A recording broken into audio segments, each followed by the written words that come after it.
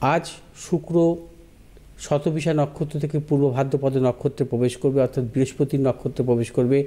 শুক্র বৃহস্পতি সর্বদাই হচ্ছে শত্রু।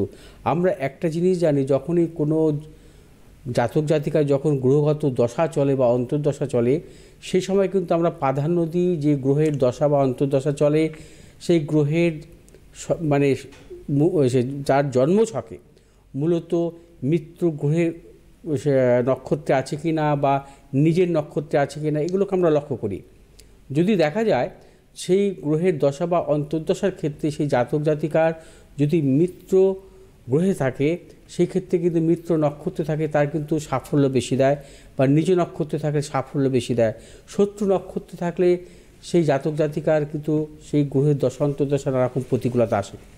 ঠিক তেমনি শুক্র যদি কখনও বৃহস্পতির নক্ষত্রে থাকে, সেই ক্ষেত্রে কিন্তু সেই জাতক জাতিকার সেই সময়কালীন গ্রহগত দশা অন্তর্দশা কিছু প্রতিকূলতা আসতে পারে।